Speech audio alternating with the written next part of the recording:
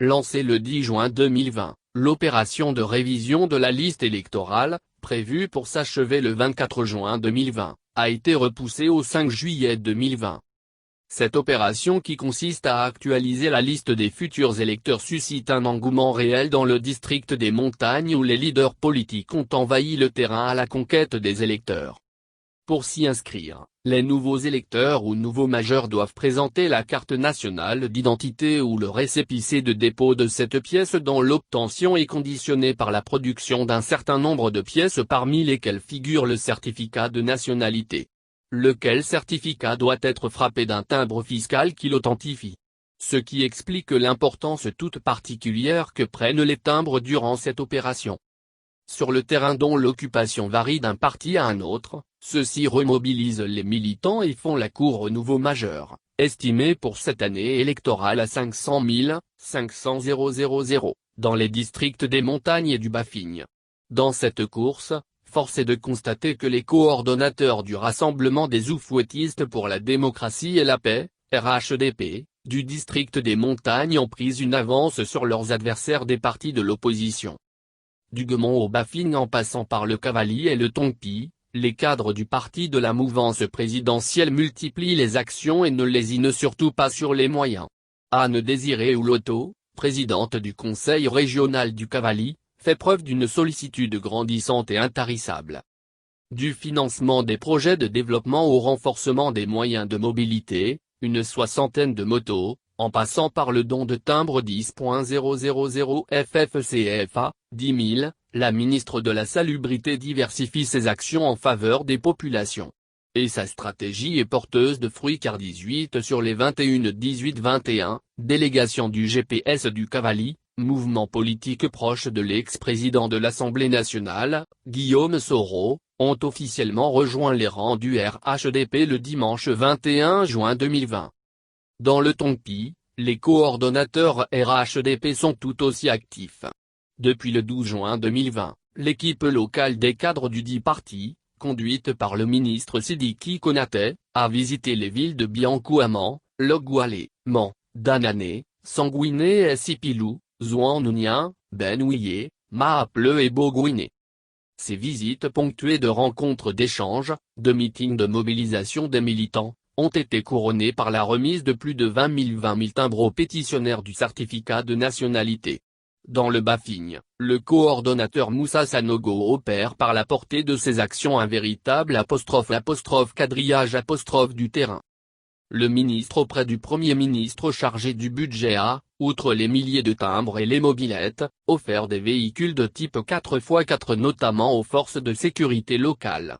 Dans le Guémont, Célestin Seredo est à la tâche et l'objectif de réussir l'enrôlement de 25 000 jeunes majeurs est presque atteint. Si le RHDP peut être crédité d'une forte domination du terrain dans le district des montagnes durant l'opération de révision de la liste électorale, cette ascendance n'éteint toutefois pas les actions des partis de l'opposition. À la peine certes, ils entreprennent tout de même des actions de mobilisation de leurs militants. Une présence discrète des partis de l'opposition. Les partis de l'opposition sont en effet discrets sur le terrain dans le district des montagnes. Cette discrétion n'est certes pas volontaire mais la conséquence de la modicité de leurs moyens pour des campagnes de mobilisation qui en demandent énormément. Le Front populaire ivoirien, FPI, mène des actions de mobilisation de ses militants dans le Cavally. Mais leurs actions restent très discrètes. Interrogé sur le sujet, un cadre du FPI de la région a avoué sous anonymat cette impuissance en clamant qu'il n'est pas du tout facile d'être dans l'opposition.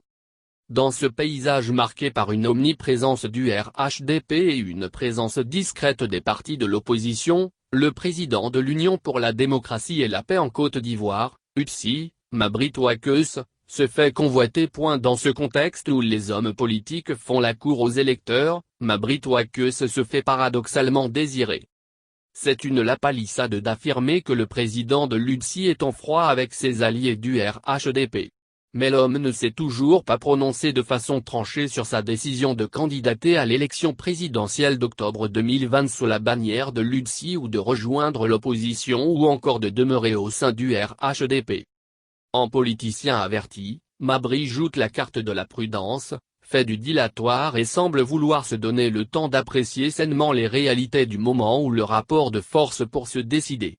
En attendant, il mobilise également sur le terrain du district des Montagnes en maintenant le suspense sur sa décision politique. Ce faisant, il retient l'attention de ses alliés du RHDP comme celle de l'opposition à chacune de ses sorties. Des difficultés partagées. Si le RHDP semble relever, à la différence de ses adversaires, le défi de la mobilisation, le parti présidentiel est embarqué dans la même galère que les partis de l'opposition en ce qui concerne les difficultés inhérentes à l'opération de révision de la liste électorale. Alberto Aquese-Mabry, président de l'UPSI. À la veille de la fin de l'opération prévue pour le dimanche 5 juillet 2020, de nombreux militants RHDP du district des Montagnes n'ont pas encore obtenu leur carte d'identité pendant que plusieurs autres n'ont pas du tout entamé la procédure de demande, faute de moyens et en raison surtout de la distance qui les sépare des centres d'enrôlement. C'est le cas chez nombre de sympathisants de la ville de Sipilou, contraints de se rendre jusqu'à Mans pour procéder à leur demande. Et ces difficultés sont communes aux militants de tous les partis politiques.